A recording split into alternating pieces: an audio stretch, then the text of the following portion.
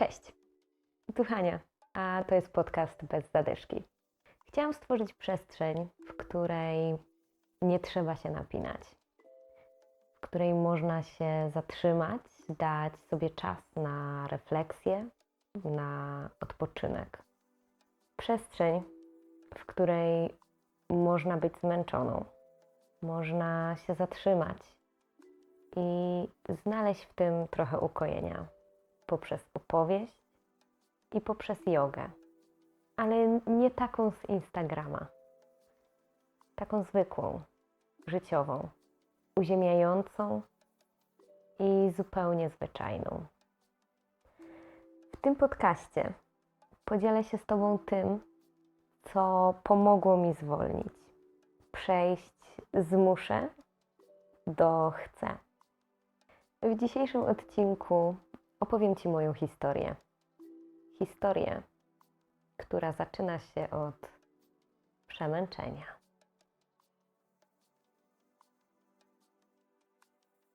Zacznę może od początku, od mojego wypalenia, od tego, jak doprowadziłam do tego, że się wypaliłam. Całe swoje dzieciństwo poświęciłam na naukę, jak większość z nas właściwie, tak można pomyśleć. Natomiast ja chodziłam do 2 szkół z własnego wyboru tak naprawdę. Chodziłam do szkoły dziennej, państwowej, normalnej, tak zwanej, i do szkoły muzycznej. Na początku uczyłam się gry na fortepianie, później miałam taki mały okres buntu, gdzie chciałam nauczyć się na instrumentach dętych i ostatecznie wylądowałam na śpiewie, na czymś, co zawsze mnie interesowało. Ja od przedszkola tak naprawdę śpiewałam, jak tylko mogłam. I tak naprawdę w tym okresie licealnym, w tym momencie, w którym tej nauki jest jakby nie było najwięcej, to właśnie wtedy zaczęłam przesadzać. Było nauki dużo. Ja chodziłam do szkoły od rana do wieczora i to troszeczkę mnie zgubiło. Ja nie miałam czasu na nic innego, na nic więcej. Nie miałam żadnych dodatkowych pasji. Cały czas jakby twierdząc, że ta muzyka jest tą moją pasją. Że ten śpiew jest moją pasją. Z tym, że ja powoli, z dnia na dzień, tą pasję troszeczkę zabijałam. I to w sumie nieświadomie. Po prostu w którymś momencie ten śpiew, ta nauka gry na instrumencie, ta szkoła muzyczna, ta muzyka, ona stała się takim obowiązkiem. Stąd tak naprawdę była prosta droga do wypalenia. Pamiętam, że jako dziecko ja wiązałam swoją przyszłość z muzyką. Rodzice zapisali mnie do szkoły muzycznej, kiedy miałam 6 lat, jeszcze 6. I ja zawsze, odkąd pamiętam, miałam taki cel w swoim życiu, że ja skończę tą szkołę, skończę 1. stopień, skończę 2. stopień i pójdę na studia muzyczne, na akademię muzyczną. I z biegiem czasu, w momencie, w którym już chodziłam do tej szkoły kilka lat, w momencie, w którym uczyłam się już bardzo długo, bo to już było przynajmniej 10 lat nauki za mną, i w tym momencie tak naprawdę dociera do mnie, że ja nie jestem najlepsza w tym, co robię. Że jestem dobra, potrafię śpiewać, mam słuch, dobrze mi idzie kwestia samej muzyki. Ale co z tego, skoro nie jestem najlepsza? No i to był taki moment, w którym ja nie byłam najlepsza właściwie z niczego, no bo szkoła muzyczna szkołą muzyczną, natomiast jeszcze była szkoła średnia, gdzie miałam swoje problemy związane z nauką, miałam masę problemów związanych z nauką i brak chęci do robienia czegokolwiek. Ja bardziej się skupiałam na tej szkole muzycznej niż na na tej normalnym liceum. No ale zawsze byłam też przeraźliwie ambitna. No i troszeczkę też obowiązkowa. Do teraz mam tak, że jeżeli coś zacznę, to muszę to skończyć. I tak było właśnie ze szkołą muzyczną. Ja czułam, że muszę skończyć tą szkołę za wszelką cenę. No bo przecież zaczęłam. Ciążyło na mnie takie poczucie zmarnowania całego właściwie dzieciństwa, no bo to było jakby nie było 10 lat, 12? Coś koło tego. Ambicja i perfekcjonizm jest ciężarem i to jest trochę kontrowersyjne, tak mi się wydaje przynajmniej, bo ludzie jednak tą ambicję uważają za zaletę. Ja uważam, że jest to paskudna wada. I w sytuacji, w której rekrutowałam się do różnych firm, do pracy, zapytana o moje wady, zawsze wymieniałam tą ambicję i zawsze musiałam się z tego tłumaczyć, bo nikt tego nie rozumiał. No ale to jak? Ambicja przecież jest zaletą, jest czymś pożądanym i tak, być może, ale nie zawsze. Dla mnie ambicja była wadą, bo ja wiedziałam, z czym ona się wiąże.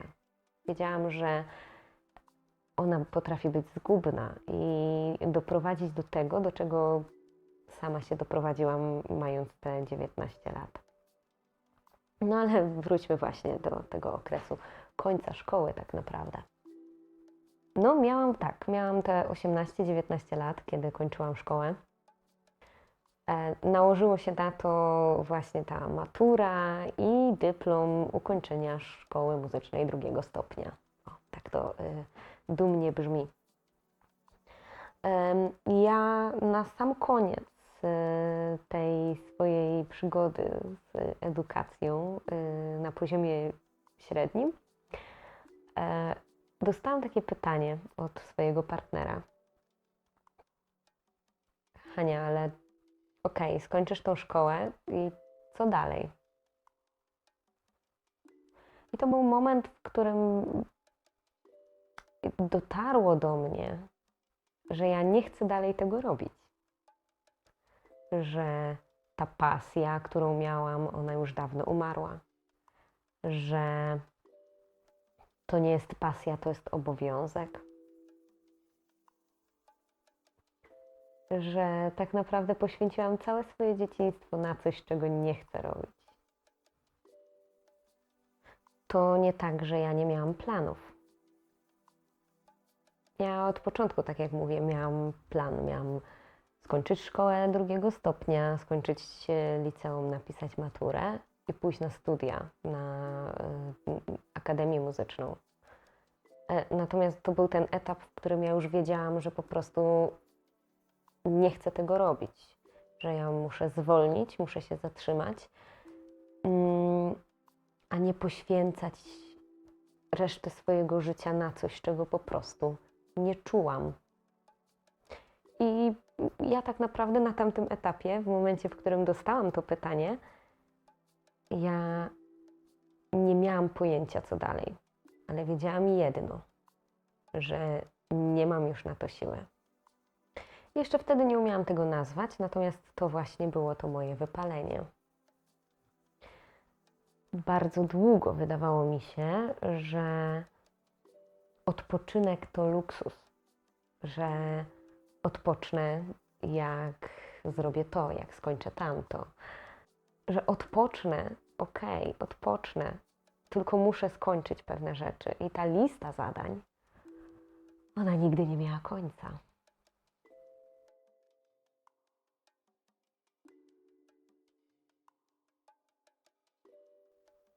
Po skończeniu szkoły średniej ja przyrzekłam sobie, że już nigdy więcej nie pójdę do szkoły, nie będę się uczyć, że mam dość, wystarczy tej nauki, trzeba zabrać się za życie.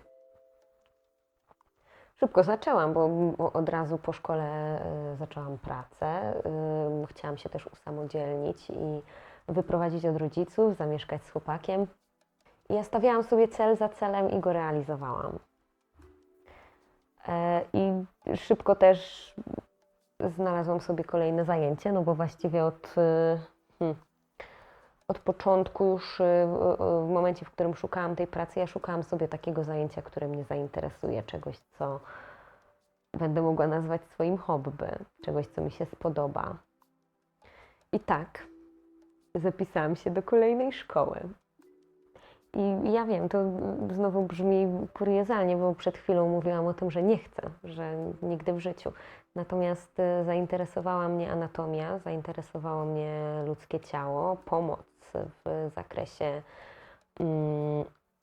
bólów związanych z plecami, czy właściwie głównie zależało mi na relaksie. Więc poszłam do szkoły policealnej, żeby zostać technikiem masażystą. No i oczywiście ja to zrobiłam, no bo zaczęłam, no to skończyłam, zrobiłam tego technika, skończyłam tą szkołę. No i co? I wydarzyło się coś, co już miało miejsce, to znaczy chodziłam do pracy na pełny etat, pracowałam i po pracy szłam do salonu masażu na pół etatu tak naprawdę. I znów poświęcałam cały czas na pracę. Ale ja się uczyłam, bo chciałam. I podobało mi się to, co robiłam pracując. Przepracowałam tak około 2 lat, tak mi się wydaje, że to były 2 lata nauki zawodu i kolejne 2 lata pracy na 1,5 etatu tak naprawdę, no bo cały etat w korporacji i pół etatu w salonie masażu. No i znowu robiłam to samo i poczułam, że robię to samo. Znowu biegnę bez tchu i nie potrafię się zatrzymać. To był też moment, w którym ja mocno przytyłam i miałam taki okres, że bardzo zależało mi na tym, żeby tą wagę zgubić. Więc oprócz tego, że pracowałam, oprócz tego, że robiłam pół etatu w tych masażach, więc właściwie z pracą fizyczną, ja potrafiłam po całym takim dniu pójść jeszcze na siłownię i odbębnić, kolokwialnie mówiąc, 2 godziny jakichś zajęć fitness. Więc miałam znowu powtarzający się schemat. Praca, masaże, siłownia, dom, 0 wytchnienia. I zaczęłam się zastanawiać, a co jeśli ja sama to sobie robię? Co jeśli ja mogę zwolnić, nie rezygnując z siebie? I te pytania poniekąd zaprowadziły mnie na zajęcia jogi.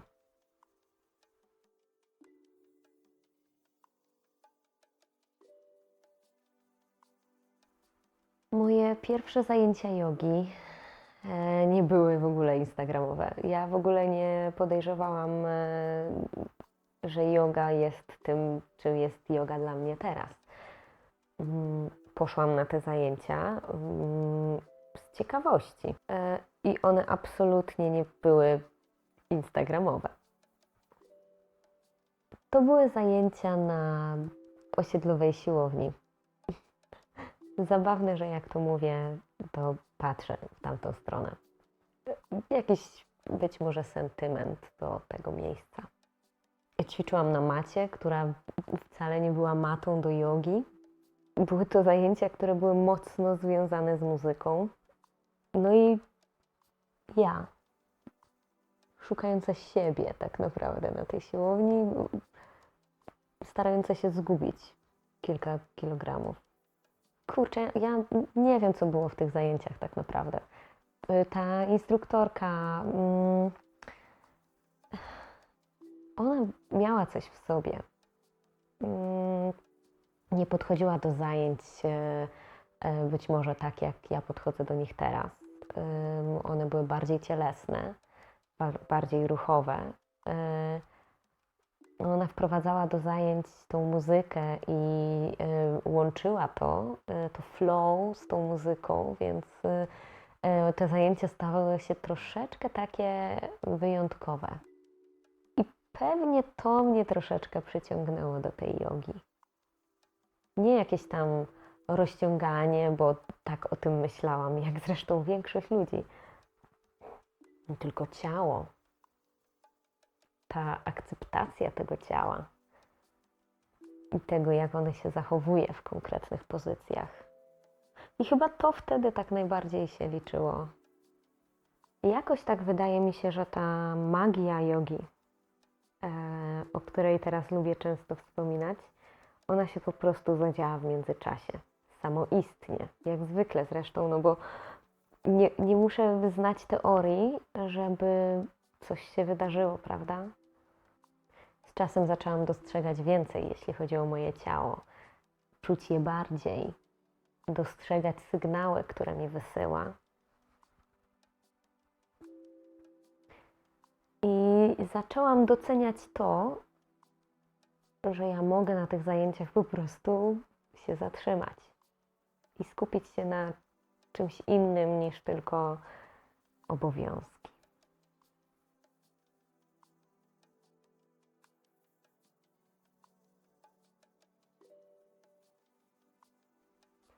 Dzisiaj wiem, że odpoczynek to nie jest nagroda. To tlen, nasze must have. Bez odpoczynku wszystko inne się rozpada. Plany, marzenia, nawet relacje. Nauczyłam się też, że odpoczynek nie musi być spektakularny. To nie ma być cały dzień spędzony w spa, na zabiegach relaksacyjnych. To ma być chwila, którą poświęcisz tylko dla siebie.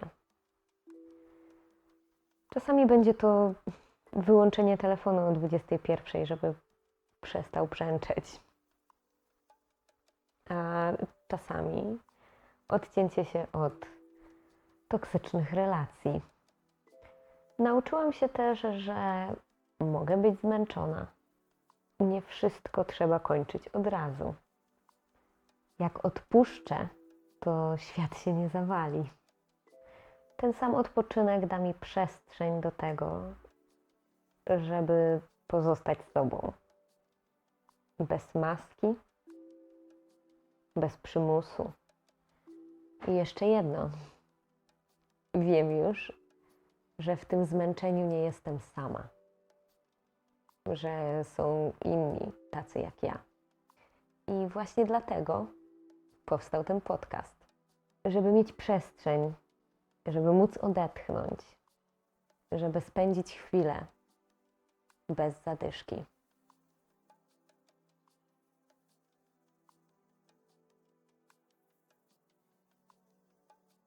Jeśli w tej opowieści odnalazłeś troszeczkę siebie, jeśli czujesz, że też potrzebujesz tego spokoju, jeśli jesteś w biegu, z którego ciężko jest zrezygnować, jesteś w odpowiednim miejscu. Bez zadyszki jest przestrzenią, w której można odpocząć. W kolejnych odcinkach będę mówić o różnych sposobach powrotu do siebie. Poprzez ciało, oddech, ciszę. Jeśli szukasz skutecznych i praktycznych sposobów na odpuszczenie i odpoczynek, zajrzyj do mojego e-booka. Zostawię link w opisie. Tymczasem dzięki, że byłeś tutaj ze mną. Do zobaczenia w kolejnym odcinku.